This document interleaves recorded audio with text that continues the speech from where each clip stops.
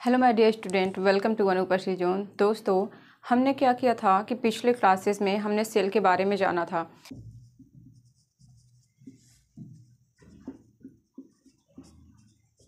जिसे हम बोलते हैं केंद्रक।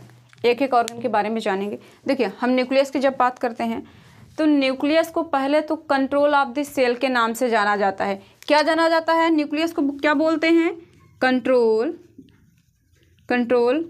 Of the cell.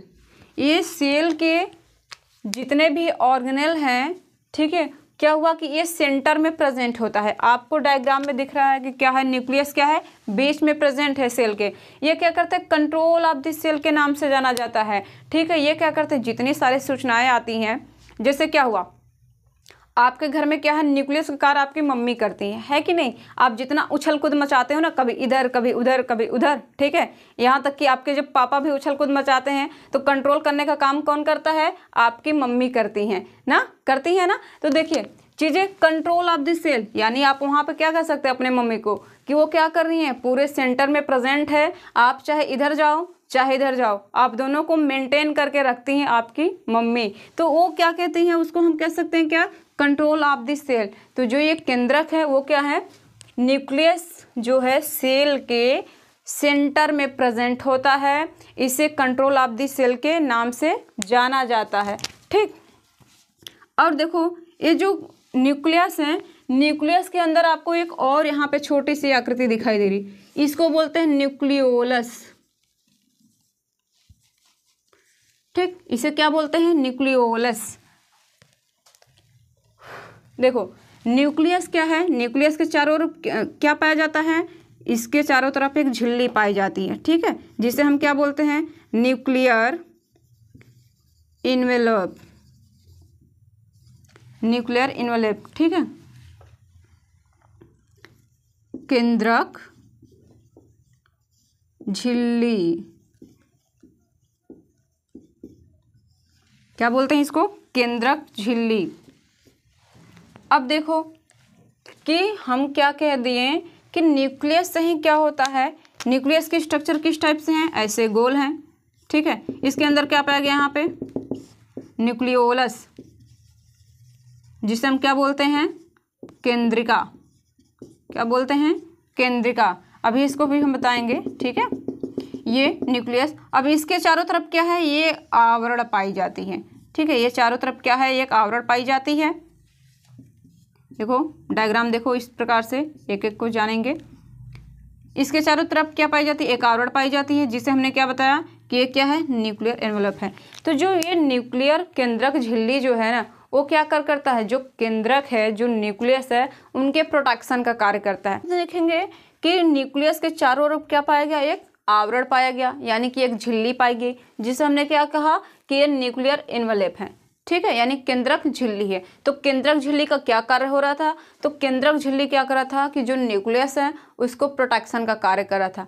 और हमने चीजें बताई कि केंद्रक के अंदर आपको एक और आकृति दिखाई दे रही है, गोल सी छोटी छोटी, जिसे हम बोलते हैं केंद्रिका, ठीक है। तो पहले ये जो केंद्रक है, अब पहले जानेंगे जो न्यूक्लियस है, न्यूक्लियस की खोज किसने की थी? तो न्यूक्लियस की खोज किया था किसने? रॉबर्ट ब्राउन ने। किसने खोज किया था? रॉबर्ट ब्राउन ने, ठीक है। ये चीजें ध्यान रखेंगे कि न्यूक्लियस क्या है, न्यूक्लियस की खोज किसने की, केंद्रक की खोज किसने की? तो रॉबर्ट ब्राउन ने की, ठीक है। न्यूक्लियस को किस नाम से जाना जाता है? तो इसे कंट्रोल ऑफ द सेल के नाम से जाना जाता है। इसके चारों तरफ क्या होती है? एक केंद्रक झिल्ली पाई जाती है, जो प्रोटेक्शन का कार्य करता है। इसके अंदर एक छोटी सी और आकृति पाई जाती है, जिसे हम केंद्रिका बोलते हैं। तो जब हम केंद्रिका की बात करते हैं, ठीक है, यहाँ पे बात कर लो न्यूक्लियोलस, न्यूक्लियोलस केंद्रिका, केंद्रिका। तो जब हम केंद्रिका की बात करते हैं तो केंद्रिका की खोज किसने किया था? ठीक, तो केंद्रिका की खोज फोंटेना नामक वैज्ञानिक ने किया था, फोंटेना, ठीक है। किसने किया था? फोंटेना नामक वैज्ञानिक ने किया था। अब नाम याद करने के ट्रिक जान लो। जो फाउंटेन पेन यूज करते हो आप लोग, उनके नाम से क्या करेंगे आप? फोंटेना, ठीक है, फाउंटेन, फोंटेना, उनके नाम से आप क्या करेंगे, फोंटेना के नाम से जाना जाता है। किनको भाई, ये वैज्ञानिक थे कि ये किसकी खोज किए थे, केंद्रिका की खोज किए थे। ठीक है, ये दो चीजें क्लियर आपकी। अब हम देखेंगे कि ये जो आकृति आपको दिखाई दे रही है एक एक ऑर्गन के बारे में, अभी हमने न्यूक्लियस के बारे में जाना, ठीक है, नोट डाउन कर लीजिए चीजों को।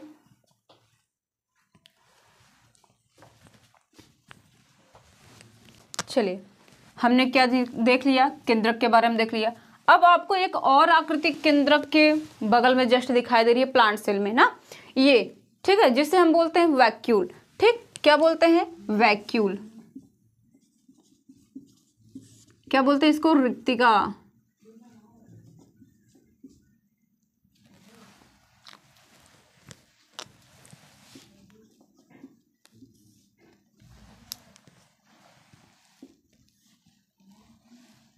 देखिए वैक्यूल क्या है, इसकी खोज किसने की थी, स्प्लांजनी, स्प्लांजनी।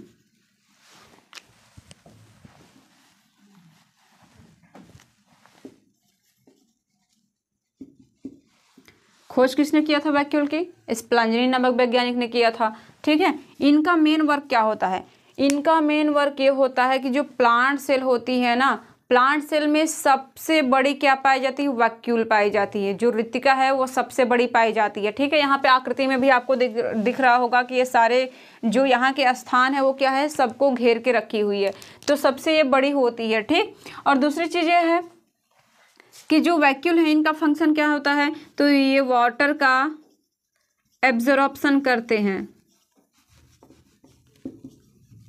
वाटर का एब्जॉर्प्शन करते हैं। ठीक है, इनकी जो ऊपरी लेयर है उसको क्या बोलते हैं, टोनोप्लास्ट, टोनोप्लास्ट।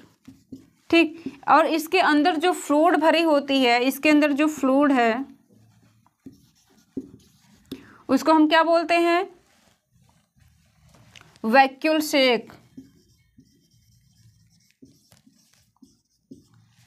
यहां तक की चीजें पहले देखो, वैक्यूल को खोज किसने किया, स्प्लांजनी ने। ठीक है, वैक्यूल का कार्य क्या है, वाटर का एब्जॉर्प्शन करना। ये क्या, आप जब पेड़ को काटते हो या फिर पेड़ कटते हुए आपने देखा होगा, जब उसको काटते हो तो वहां पे देखोगे कि पानी के जैसा कुछ चिपचिपा पदार्थ निकल रहा है। ठीक है, तो वो किससे निकलता है, ये जो वैक्यूल जो रिक्तिका है उसी से निकलता है। ठीक है, बड़े बड़े आपको, आप देखते हो ना पेड़ जब कटता है, बड़ा पेड़ देखो, जब पेड़ लोग काटते हैं बड़ा बड़ा, ठीक है, तो आप देखेंगे उस पर कुछ ऐसे आकृति कुछ गोल टाइप से ऐसे दिखाई देती हैं। ठीक, आप जब काटते हैं तो वहां से कुछ चिपचिपा पदार्थ निकलता है पानी के जैसा, तो वो क्या होता है, जो वैक्यूल वाटर का एब्जॉर्प्शन करके रखा होता है वही चीजें क्या होती है, बाहर निकल रही होती है। ठीक है, तो जो ये प्लांट सेल में क्या होता है, वैक्यूल जो है बहुत बड़ी पाई जाती है। ठीक, ये हालांकि ये हम यदि बात करते हैं कि एनिमल सेल के, तो एनिमल सेल में भी पाए जाते हैं, लेकिन उसको बोलते हैं निग्लेजिबल, ना के बराबर, एक छोटे छोटे मात्रा में पाए जाते हैं। ठीक है, पाए तो जाते हैं लेकिन बहुत छोटे छोटे पाए जाते हैं।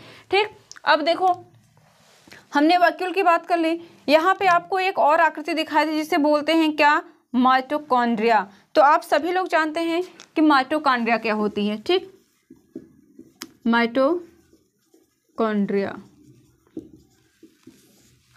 देखो माइटोकॉन्ड्रिया ना, देखो माइटोकॉन्ड्रिया का मतलब क्या होता है, माइटोकॉन्ड्रिया, माइटो दो भागों में आप इसको तोड़ लो, तो माइटो का मतलब होता है थ्रेड, ठीक है, कॉन्ड्रियन का मतलब क्या होता है, ग्रेन्यूल। ठीक, पहले हम जानेंगे क्या कि माइटो जो है ना ये ग्रीक वर्ड, ठीक है, माइटो क्या हुआ, ग्रीक वर्ड है माइटो, इसका मतलब क्या होता है, कॉन्ड्रियन।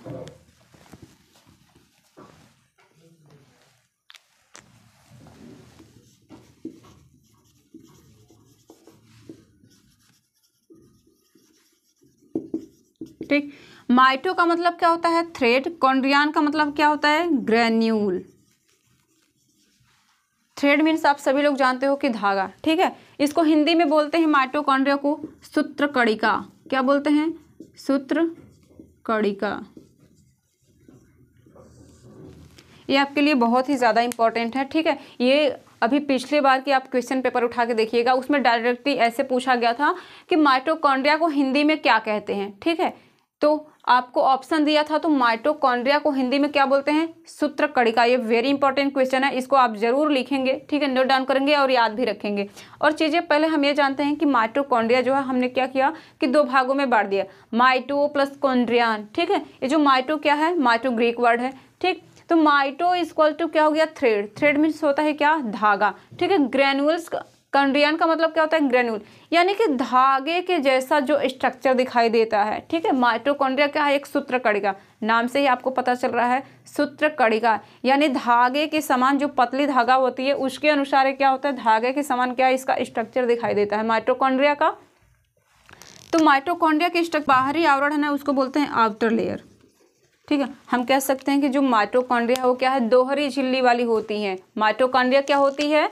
दोहरी झिल्ली वाली होती है, डबल मेम्ब्रेन, डबल मेम्ब्रेन, ठीक है, दोहरी झिल्ली। और क्या होता है? माइटोकॉन्ड्रिया को power house of the cell के नाम से जाना जाता है। क्यों? क्योंकि माइटोकॉन्ड्रिया क्या है? एनर्जी देने का कार्य करता है, ठीक है। एटीपी के रूप में ये क्या करता है? एटीपी के रूप में हमें एनर्जी प्रोवाइड करता है। जो 38 एटीपी मिलती है तो हमें क्या होता है? एनर्जी मिलती है, ठीक है। 38 एटीपी मिलकर क्या करते हैं? हमें एक मॉलिक्यूल एटीपी का, चलो देखो डायग्राम देखो, आउटर मेम्ब्रेन इसको बोलते हैं,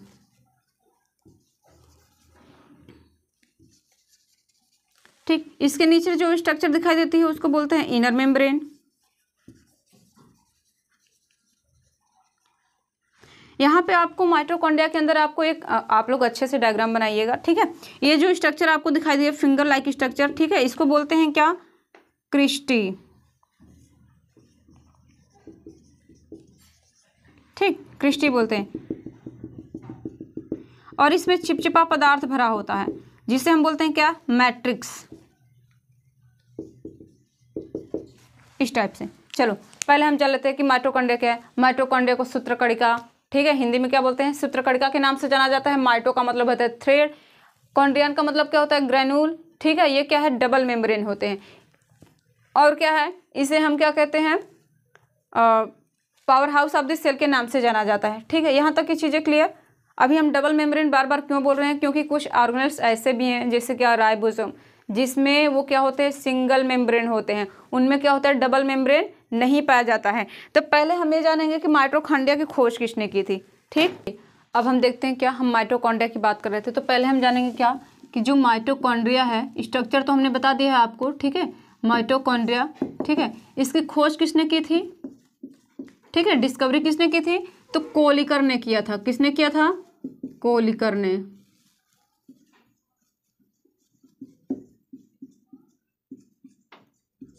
इसकी खोज किसने की थी? कोलिकर ने की थी। कब की थी इसकी खोज?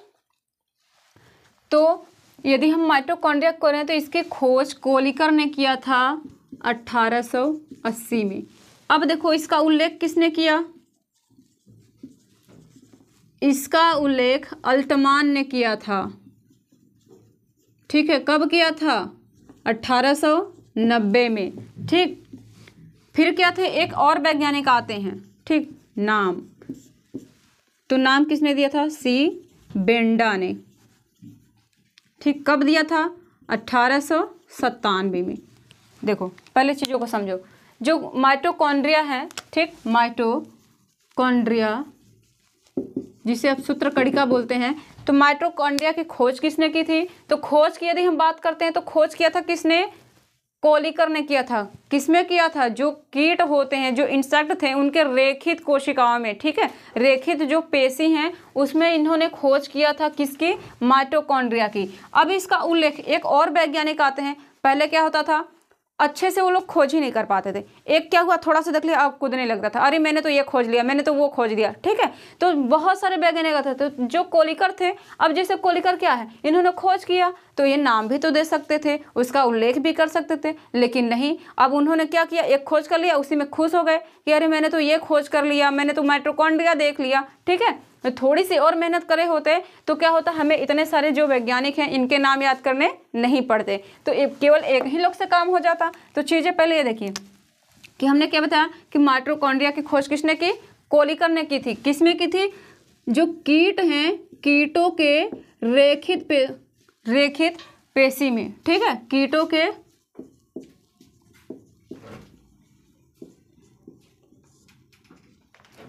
रेखित पेशी में।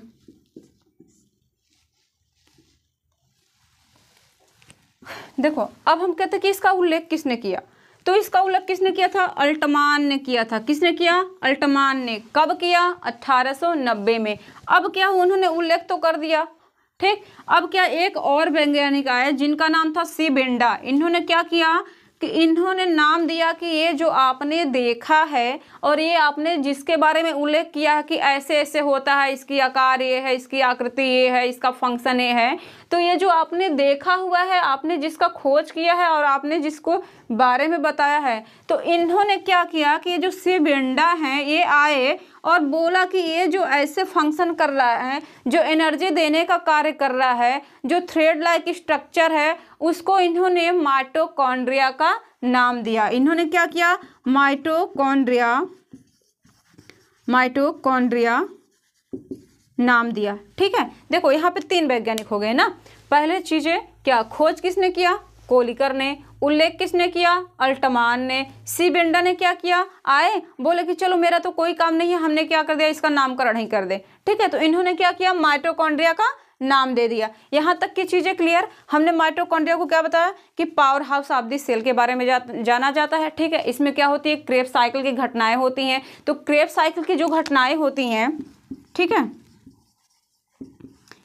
क्रेब्स साइकिल की घटनाएं जो होती हैं वो किस में होती है, तो माइटोकॉन्ड्रिया के मैट्रिक्स में होती हैं। किस में होती हैं, माइटोकॉन्ड्रिया, ठीक है, माइटोकॉन्ड्रिया की किस में होती है, मैट्रिक्स में होती है। चलिए बहुत ज़्यादा डिटेल नहीं जाएंगे क्योंकि क्वेश्चन बस इतने ही आने हैं, बहुत ज़्यादा आपको जानना ही नहीं है। आप बस उसी चीज़ को जानिए जो आपके एग्जाम्स में पूछे जाएंगे, ठीक है। तो हमने क्या बताया, यहाँ पे सारी चीज़ें मैंने स्ट्रक्चर बताई कि जो माइटोकॉन्ड्रिया है वो क्या है, दोहरी मेम्ब्रेन है, ठीक है, डबल मेम्ब्रेन है। हम कह सकते हैं इनकी जो झिल्लियां हैं वो क्या है, डबल मेम्ब्रेन झिल्ली की पाई जाती हैं। एक तो होता है आउटर मेम्ब्रेन, ठीक है, दूसरा क्या था, इनर मेम्ब्रेन। तो उनके बीच में फिंगर लाइक स्ट्रक्चर दिखाई देते हैं जिसे हम क्रिस्टी कहते हैं, ठीक। दूसरी चीज़ है कि जब माइटोकॉन्ड्रिया की खोज किसने की, तो माइटोकॉन्ड्रिया की खोज किसने की, कोलिकर ने। कब की, 1880 में। किसमें की, कीटों के रेखित पेशी में, ठीक। उल्लेख किसने किया, अल्टमान ने। कब किया, 1890 में। अब देखो नाम किसने दिया, सी बेंडा ने। कब दिया, 1897 में। अब क्या हुआ कि जब माइटोकॉन्ड्रिया है, हमने अभी आपसे जस्ट बताया कि इसे क्या बोलते हैं, power house of the cell. ये एनर्जी देने का कार्य करता है, यानी ऊर्जा का घर बोल सकते हैं, ऊर्जा का गृह बोल सकते हैं, ठीक है। जो कोशिका है हमारी, कोशिका का ऊर्जा घर या ऊर्जा गृह बोलते हैं। तो इनमें क्रेब्स साइकिल की घटनाएं होती हैं। एक क्रेब्स साइकिल क्या होते हैं, ग्लाइकोलाइसिस क्या होते हैं, ये सारी चीज़ें अभी आपको जब जानना होगा तो हम बता देंगे, ठीक है। अभी आपको बस इतना ही जानना है कि इनमें क्या होता है, क्रेब्स साइकिल की घटनाएं होती है। तो क्रेब्स साइकिल की घटनाएं कहाँ होती हैं, क्रेब्स साइकिल घटनाएं माइटोकॉन्ड्रिया के मैट्रिक्स में होती है। That's clear. आगे बढ़ते हैं, बात करेंगे किसकी, एंडोप्लाज्मिक रेटिकुलम की, ठीक है, ER जिसे बोलते हैं क्या, एंडोप्लाज्मिक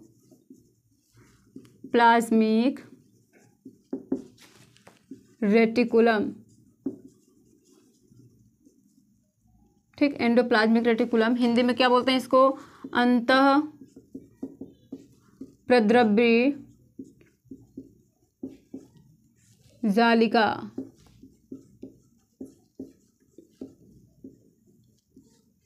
ठीक। किसके बारे में हम बात कर रहे हैं, तो हम बात कर रहे हैं एंडोप्लाज्मिक रेटिकुलम के, ठीक है। तो जो एंडोप्लाज्मिक रेटिकुलम है, ठीक, पहले हम जानेंगे क्या कि इसकी खोज किसने की थी।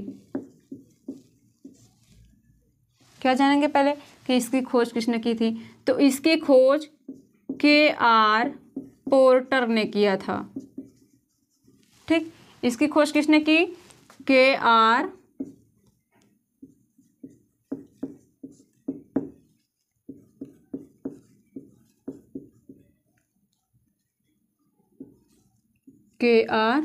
पोर्टर ने किया था।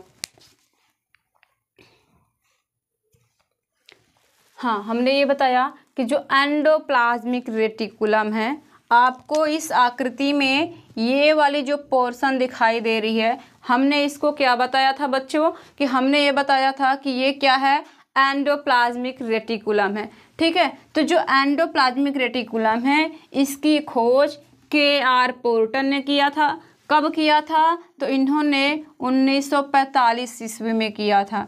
ठीक है, कब किया था, 1945 ईस्वी में किया जाता था। ये जो एंडोप्लाज्मिक रेटिकुलम है इसको कंकाल of the cell, skeleton of the cell के नाम से जाना जाता है। ठीक है, इसको क्या बोलते हैं, स्केलेटन ऑफ द सेल। क्या बोलते हैं इसको, स्केलेटन ऑफ द सेल। ठीक है, जो हमारी कोशिका है, कोशिका के कंकाल के नाम से जाना जाता है। ठीक है, कोशिका का कंकाल क्यों बोला जाता है कोशिका का कंकाल, ये जो एंडोप्लाज्मिक रेटिकुलम है ये सेल को आकृति प्रदान करता है। ठीक है, क्या करता है, ये आकृति प्रदान करता है। सपोज कैसे, आप कैसे मान लोगे कि ये आकृति प्रदान करता है, तो कैसा सेल दिखाई दे रहा होगा, जैसे क्या होता है हमारे बॉडी में क्या होता है, स्केलेटल पाए जाते हैं, जो बोन्स पाए जाते हैं वो क्या करते हैं, हमारे बॉडी को एक स्ट्रक्चर प्रदान करते हैं। ठीक है, एक आकृति प्रदान करते हैं। यदि बॉडी में हड्डियां नहीं रहे तो आप सीधे खड़ा रह पाओगे क्या, नहीं, कभी ऐसे लटकोगे, कभी ऐसे लटकोगे। ठीक है, तो ये क्या करते हैं, ये जो कंकाल हैं ये क्या करते हैं, बॉडी को हमारे स्ट्रक्चर प्रदान करते हैं, आकृति प्रदान करते हैं, शेप प्रदान करते हैं, साइज प्रदान करते हैं।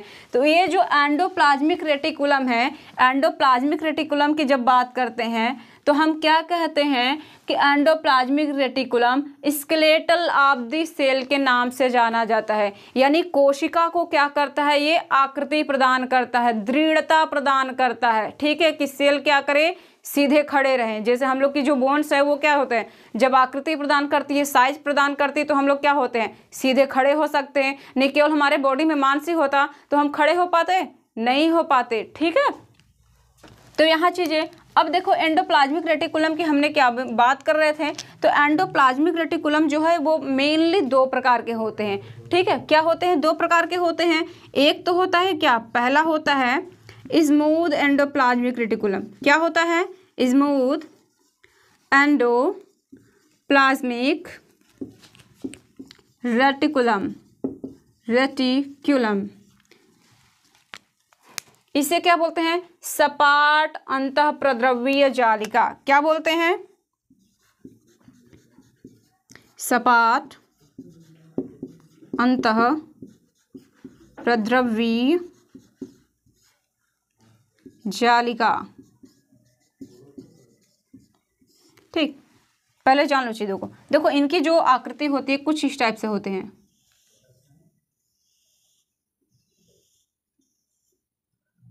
ठीक है, कुछ इस टाइप से होते हैं।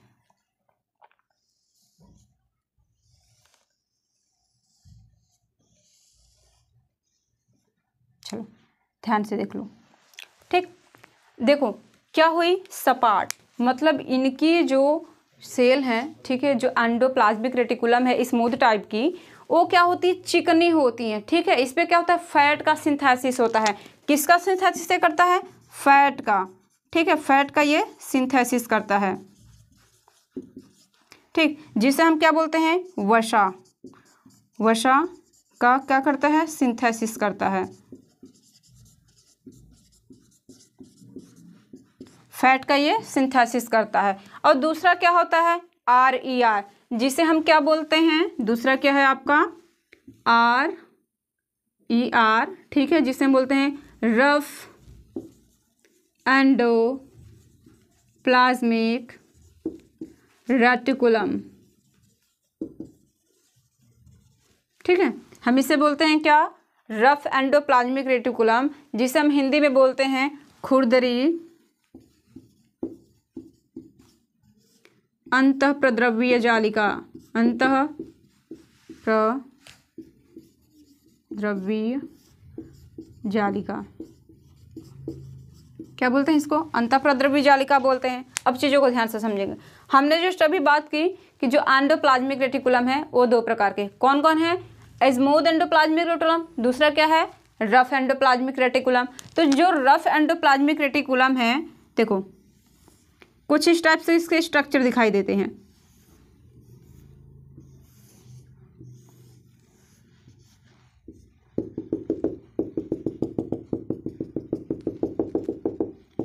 कुछ डिफरेंस समझ में आ रहा है? देखो स्मूथ की क्या हुई, इनकी जो प्लेटें हैं इस टाइप से दिखाई दे रही, चिकनी दिखाई दे रही है ना, इस पे क्या है इस टाइप के स्ट्रक्चर दिखाई दे रहे हैं। तो पहले हम ध्यान से देखेंगे स्टूडेंट कि ये जो इस टाइप से स्ट्रक्चर दिखाई दे रहे हैं ये क्या है, राइबोसोम है, राइबोसोम।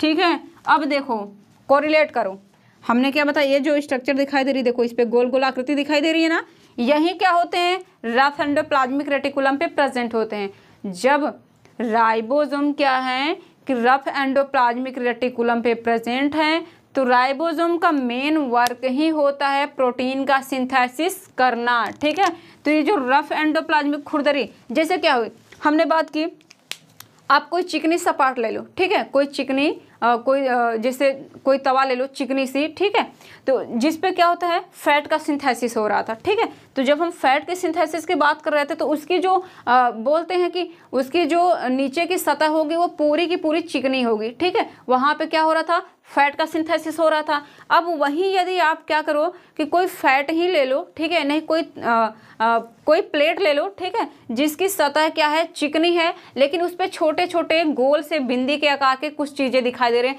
जिससे हमने क्या किया राइबोसोम का नाम दे दिया। तो जो राइबोसोम होते हैं, तो राइबोसोम का मेन वर्क क्या होता है प्रोटीन का सिंथेसिस करना। तो हम ये कह सकते हैं कि जो रफ एंडोप्लाज्मिक रेटिकुलम है, जो अंतःप्रद्रव्य जालिका यानी खुरदरी अंतःप्रद्रव्य जालिका है, वो क्या करता है प्रोटीन का सिंथेसिस करता है, प्रोटीन का सिंथेसिस करता है। ठीक है, प्रोटीन सिंथेसिस। क्वेश्चंस यहीं से बनते हैं जो कि पूछता है कि प्रोटीन का सिंथेसिस किस पे होता है। आपको ऑप्शन में दे देगा ER SR। ठीक है, तो SR का मतलब SER का मतलब होता है स्मूथ एंडोप्लाज्मिक रेटिकुलम, और RER का मतलब क्या होता है रफ एंडोप्लाज्मिक रेटिकुलम। तो हमने क्या बताया कि प्रोटीन का सिंथेसिस किस पे हो रहा है, प्रोटीन का सिंथेसिस किस पे हो रहा है रफ एंडोप्लाज्मिक रेटिकुलम पे हो रहा है। वहीं यदि क्वेश्चन इस टाइप से पूछ दे कि फैट का सिंथेसिस किस पे हो रहा है, तो फैट का सिंथेसिस किससे हो रहा था स्मूथ एंडोप्लाज्मिक रेटिकुलम पे। That's clear. आगे बढ़ते हैं। तो सबसे पहले क्या थे कि सबसे पहले एक रॉबिन्सन,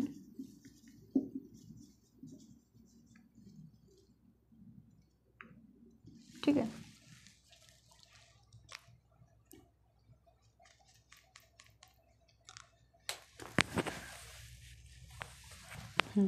चलिए हम खोज की बात करते हैं कि राइबोसोम की डिस्कवरी किसने की थी। तो राइबोसोम की जो खोज है वो रॉबिन्सन और क्या था, और एक और वैज्ञानिक एक थे जिनका नाम था क्या ब्राउन। ठीक है, रॉबिन्सन और ब्राउन ने कब किया था इसकी खोज, तो इसकी खोज किया था उन्होंने 1953 में।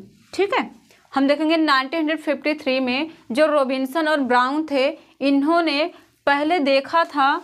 ठीक है, इसकी पहले डिस्कवरी इन्होंने किस में देखा था, जो बीन्स होते हैं, बीन्स, ठीक है, जिसे आप सेम बोलते हो। ठीक है, तो इनकी जो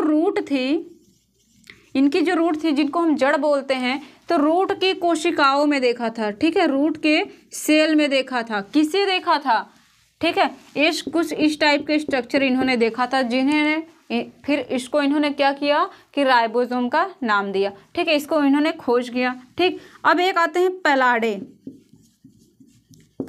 एक और वैज्ञानिक थे पैलाडे। इन्होंने क्या किया था कि इन्होंने जंतु कोशिका में, ठीक है, जंतु कोशिका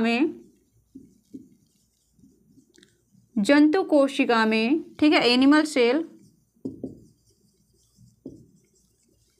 एनिमल सेल में क्या किया कि राइबोसोम को देखा। ठीक है, कब देखा इन्होंने, तो 1955 में। ठीक है, कब देखा इन्होंने 1955 में। अब हम बात करते हैं कि ये जो पैलाडे हैं इनको इनके वर्क के लिए क्या हुआ कि 1974 में ठीक है, 1974 में नोबेल प्राइज से सम्मानित किया गया। ठीक है, क्या हुआ? Nobel prize. ठीक है, पहले चीज़ों को समझो। हमने क्या बताया कि जो राइबोसोम है, राइबोसोम की सबसे पहले खोज किसने किया था? तो रॉबिन्सन और ब्राउन ने किया था। कब किया था? 1953 में किया था। किस में किया था? जो बीन्स होते हैं, ठीक है, जो बीन्स होते हैं जिसे सेम जो आप खाते हो, उनकी जो जड़ें होती थी, जड़ें की कोशिकाओं में उन्होंने क्या किया था कि सबसे पहले राइबोसोम को देखा था। ठीक है, यानी कि वहां से खोज किया था। फिर एक आते हैं पैलाडे नाम के वैज्ञानिक ने। तो पैलाडे ने क्या किया कि जंतु कोशिकाओं में, एनिमल सेल में राइबोसोम को देखा। ठीक है, और इस कार्य के लिए उन्हें 1974 में नोबेल प्राइज से सम्मानित किया गया। अब देखो कि जो हमारी जो राइबोसोम है, ठीक है, तो राइबोसोम की आकृति किस टाइप की होती है? तो यहाँ पे हमने आपको बता ही दिया था कि राइबोसोम जो है गोल आकृति के होते हैं। हम पहले जानेंगे कि राइबोसोम कितने टाइप के होते हैं। तो राइबोसोम देखिए आकृति के आधार पर यदि हम बात करते हैं तो दो प्रकार के हैं।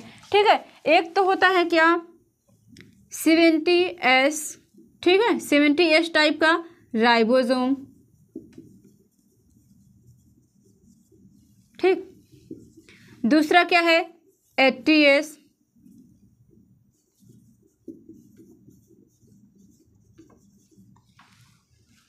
ये जो S है, आप ये सोच रहे होंगे, आपके दिमाग में आ रहा होगा कि ये यस यस है क्या।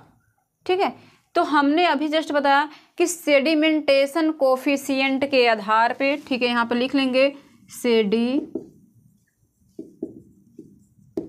Sedimentation coefficient. ठीक है, सेडिमेंटेशन कोफिशिएंट, ठीक है, बेसिस यहाँ पर कर लेंगे। यानी हम कह सकते हैं कि सेडिमेंटेशन कोफिशिएंट के आधार पे राइबोसोम दो प्रकार के हैं। कौन कौन से? 70S और 80S। तो हम ये देखेंगे कि जो ये 70S है, कुछ इस टाइप के इसके स्ट्रक्चर दिखाई देते हैं। ठीक है, इस टाइप से इसके स्ट्रक्चर दिखाई देते हैं। ये तो मान लेते हैं हम क्या, ये 70S हो गया, ये क्या हो गया 80S हो गया। तो ये यस जो है ना, ये क्या है? स्वेडबर्ग यूनिट है। ठीक है, आप इन चीज़ों को जान लेंगे। जो यस क्या है? ये स्वेडबर्ग इकाई है जिसे हम बोलते हैं। ठीक है, किसके आधार पे हमने बांटा? सेडिमेंटेशन कोफिशिएंट के आधार पे। तो सेडिमेंटेशन कोफिशिएंट के आधार पे राइबोसोम हमने क्या देखा कि राइबोसोम दो प्रकार के, 70S और 80S। ठीक, यहाँ से क्लियर। तो इनकी जो स्ट्रक्चर है, इनकी जो आकृति है वो क्या थी? गोल टाइप की दिखाई दे रही है। यहाँ पर आपको गोल गोल आकृति दिखाई दे रही है ना। ठीक है, तो ये क्या हुआ? ये भागों में टूटते हैं। ठीक है, 30 और ये क्या है 50। ऐसे जो छोटी वाली यूनिट आपको सब यूनिट दिखाई दे रही है, क्या है? यस है। ठीक है, 30S 50S सब यूनिट है। ये उप इकाइयाँ जिसे बोलते हैं। ठीक है, उप इकाइयाँ बोलते हैं। तो ये वाली जो आकृति है वो 30S में टूट जाती है, और ये क्या होता है? ये 50S में टूट जाता है, 50 स्वेडबर्ग में। ठीक, तो अब हम ये भी जान लेंगे। ये 40S, ये क्या है 60। ये जो 80S वाला है ये क्या है? 40 सब यूनिट में। ठीक है, सब यूनिट उप इकाइयाँ बोलते हैं। उप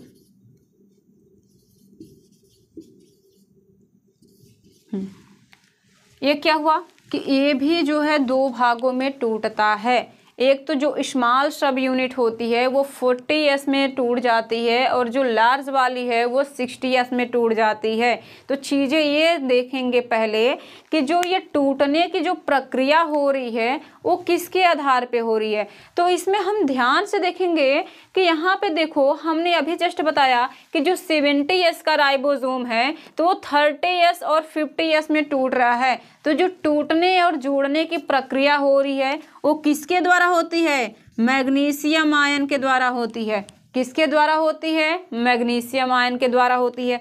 चीज़ें समझ लेंगे कि जो मैग्नीशियम आयन का कॉन्सेंट्रेशन बढ़ाया जाता है या घटाया जाता है तो क्या होता है? इसे जुड़ने और तोड़ने की जो प्रक्रिया है वो प्रभावित होती है। ठीक है। तो ये किसके द्वारा जुड़ता है? मैग्नीशियम आयन के कॉन्सेंट्रेशन पे डिपेंड करता है। यदि कॉन्सेंट्रेशन बढ़ा गया तो ये जुड़ जाएगा, कॉन्सेंट्रेशन कम होगा तो ये क्या होगा? अलग अलग हो जाएगा।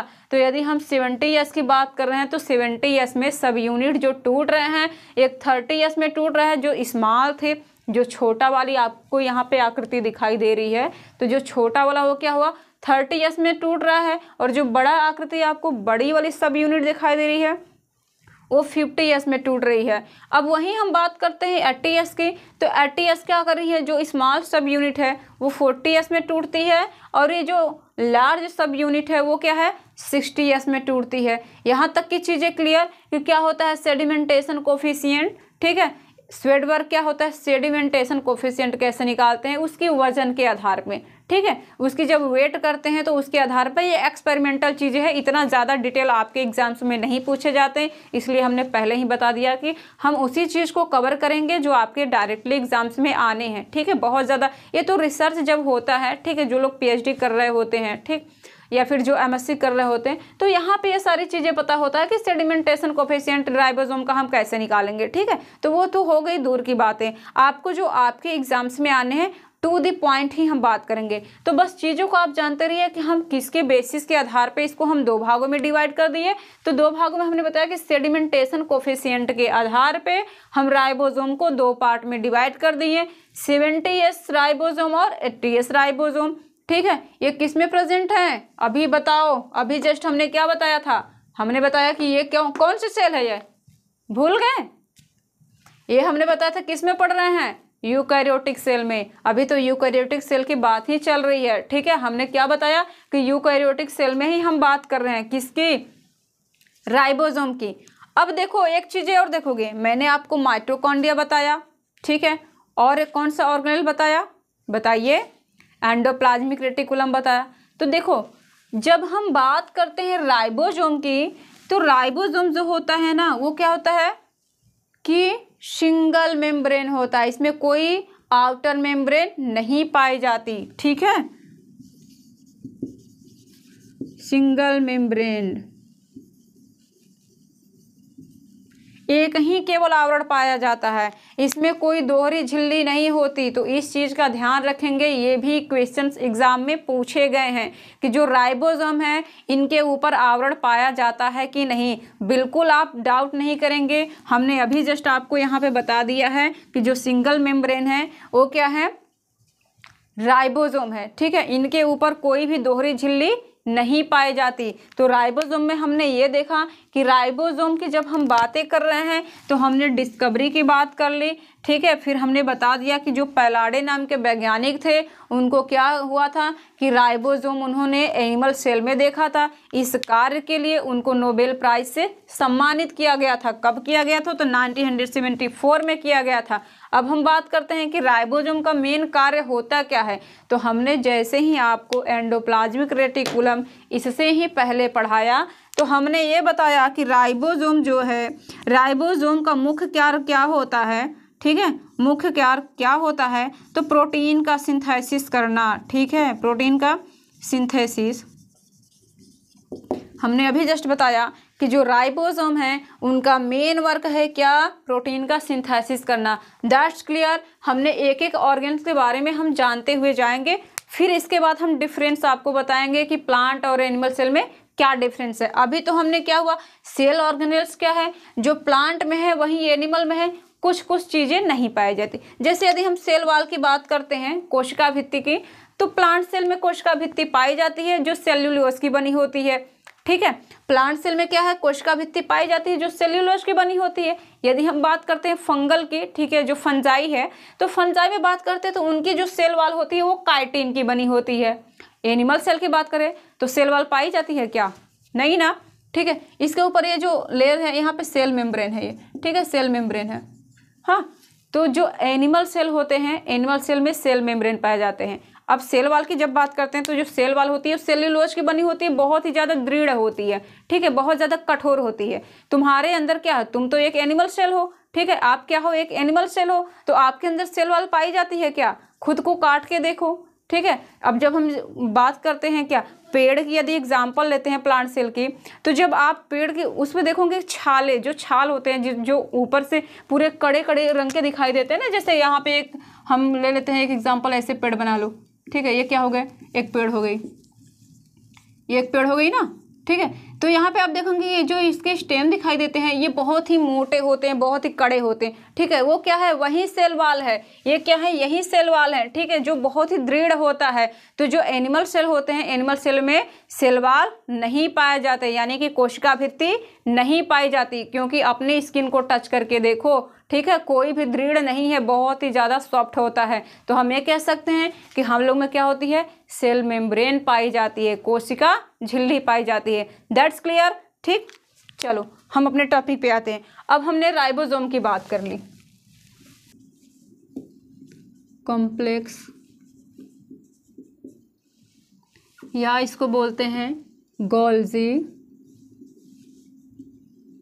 अपैरेटस, ठीक है, ये एक ही के नाम है, ठीक है, इन्हें 3 नामों से जाना जाता है। तो यदि हम खोज की बात करते हैं, ठीक है, ठीक है, इसकी खोज किसने किया था, कैमिलो गोल्जी ने किया था, कैमिलो गोल्जी ने किया था, ठीक है। कैमिलो गोल्जी को क्या था कि 1906 में इन्हें नोबेल प्राइज से सम्मानित किया गया, ठीक है, क्या हुआ, नोबेल प्राइज मिला। देखो चीज़ों को समझिए, गोल्जी बॉडी को 3 नामों से जाना जाता है, बिल्कुल कंफ्यूज नहीं होंगे। तो गोल्जी बॉडी को गोल्जी बॉडी, ठीक है, आप बॉडी, गोल्जी बॉडी या गोल्जी कॉम्प्लेक्स या गोल्जी अपैरेटस कहते हैं, ठीक है। अब क्या हुआ कि यदि हम प्लांट सेल की बात करें तो प्लांट सेल में इन्हें क्या होता है, डिक्टियोसोम के नाम से जाना जाता है, डिक्टियोसोम के नाम से जाना जाता है। चीज़ें और ये जो गोल्जी बॉडी है इसको ट्रांसपोर्ट ऑफ द सेल के नाम से भी जाना जाता है, क्या बोलते हैं इसको, ठीक है, एक और नाम ट्रांसपोर्ट ऑफ द सेल, ठीक है, जिसे हम क्या बोलते हैं, कोशिका का परिवहन, ठीक है, कोशिका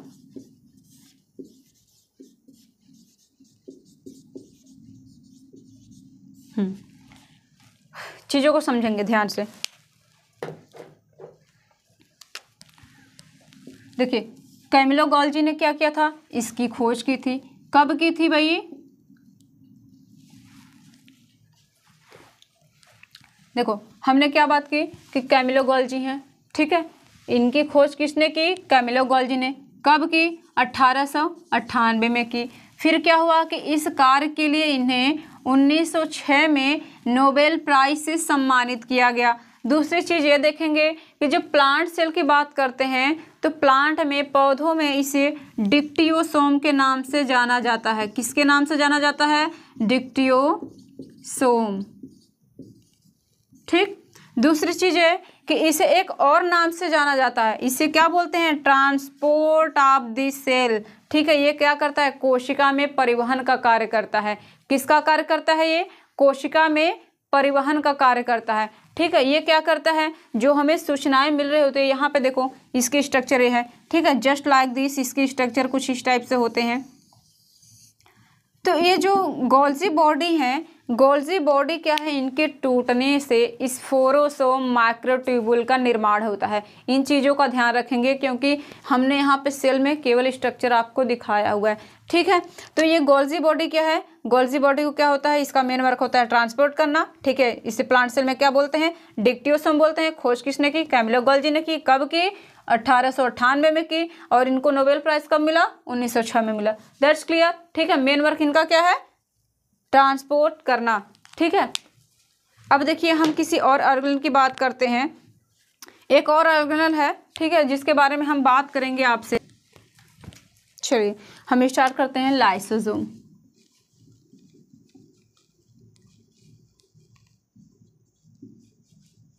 ठीक है, लाइसो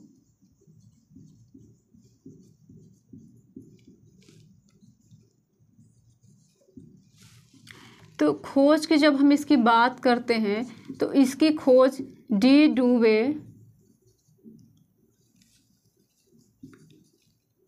1955 में की थी। ठीक है, इनको क्या हुआ कि इस कार्य के लिए 1974 क्या हुआ कि इस कार्य के लिए 1974 में नोबेल प्राइज से सम्मानित किया गया। ठीक है, चीज़ें पहले समझेंगे कि लाइसोसोम क्या है। लाइसोसोम की खोज किसने की? तो डी डुबे ने की। कब की? 1955 में की। ठीक है, फिर 1974 में क्या हुआ कि इस कार्य के लिए इन्हें नोबेल प्राइज से सम्मानित किया गया।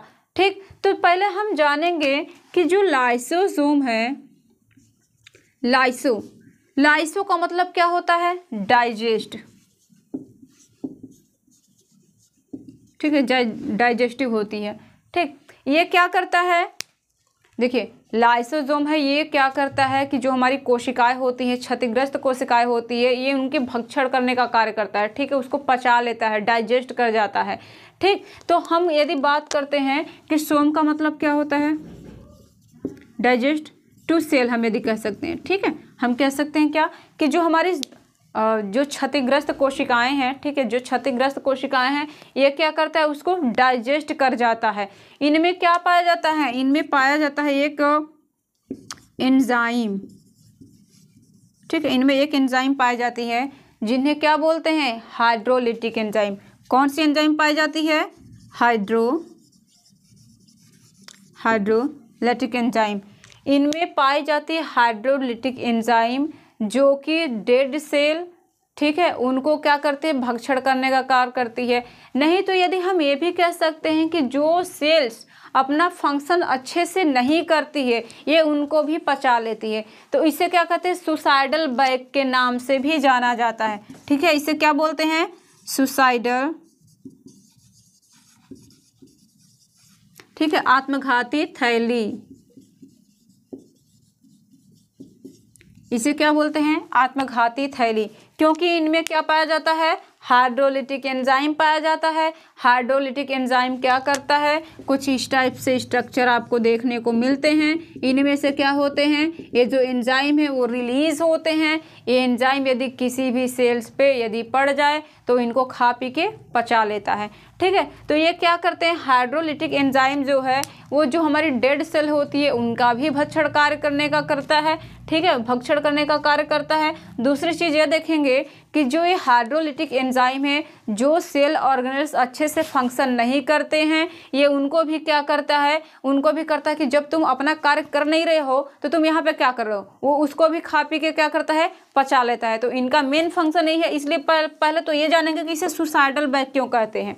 ठीक है, इसमें आत्मघाती थैली भी कहते हैं। जैसे ये क्या होता है कि इनमें जो हाइड्रोलिटिक एंजाइम है, जब मैंने ये स्ट्रक्चर आपको ऐसे दिखाया, कुछ इस टाइप के स्ट्रक्चर दिखाई देते हैं हमें लाइसोसोम के, तो ये क्या करते हैं? इसी में भरे होते हैं हाइड्रोलिटिक एंजाइम।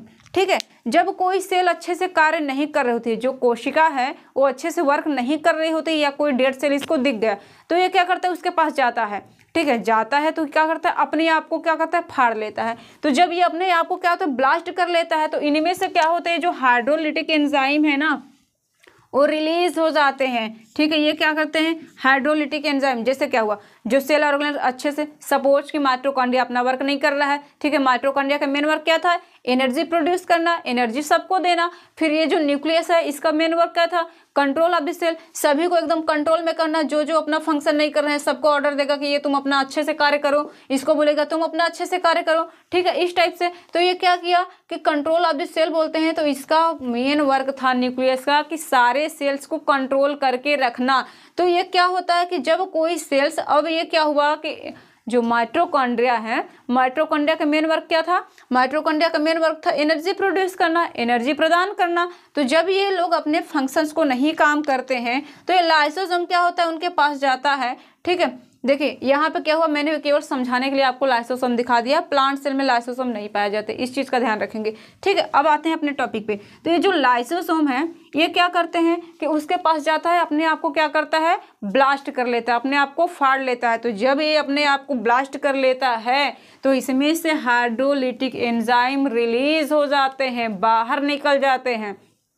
यही जो हाइड्रोलिटिक एंजाइम है ये क्या करते हैं, चीज़ों जो हमारी डेड सेल है या फिर जो हमारे ऑर्गेनेल्स हैं, ठीक है, उनको क्या करता है, पचाने का, डाइजेस्ट करने का कार्य करता है। तो इसीलिए इसको जब ये अपने आप को ब्लास्ट कर लेता है, इसलिए इसको हम आत्मघाती थैली के नाम से भी जानते हैं। ठीक है, तो यहाँ की चीज़ें आपकी क्लियर हो गई कि सुसाइडल बैग इसे क्यों बोलते हैं। ये क्या करता है, अपना जो सेल होता है उसको ब्लास्ट कर लेता है।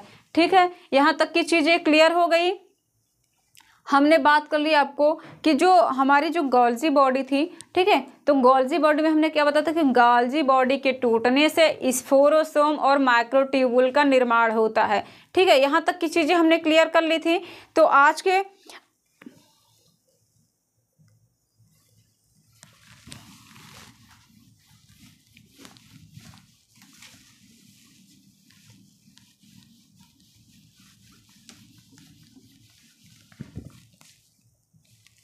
है, ठीक है, उसको उसके बारे में, ऑर्गेनेल सेल के बारे में जान लेंगे। क्या था, प्लास्टिड। प्लास्टिड पहले हम जानेंगे कि प्लास्टिड क्या है। ये क्या है, 3 प्रकार के हैं। कौन कौन से हैं, ल्यूकोप्लास्ट,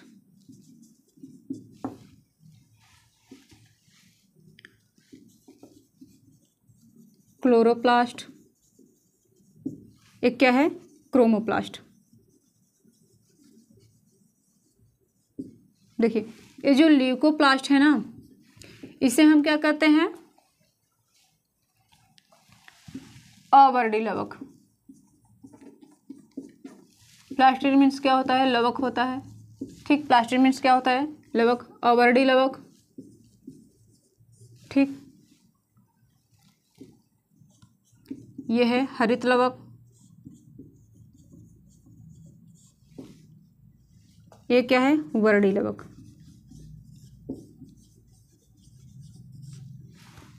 हमने प्लास्टिड की जब बात की तो हमने बताया था कि जो प्लास्टिड है केवल प्लांट सेल में पाए जाते हैं। ठीक है, ये प्लास्टिड क्या है, लवक जो है हमारे केवल प्लांट सेल में पाए जाते हैं। ठीक है, तो प्लांट सेल में 3 प्रकार के लवक पाए जाते हैं। कौन कौन से, एक तो होता है ल्यूकोप्लास्ट जिसे हम बोलते हैं अवर्डी लवक, यानी कि ये क्या होता है, कलरलेस होते हैं। ठीक है, ये क्या करते हैं, स्टार्च का स्टोरेज करके रखते हैं। जैसे फॉर एग्जाम्पल हम ले लेते हैं पोटैटो।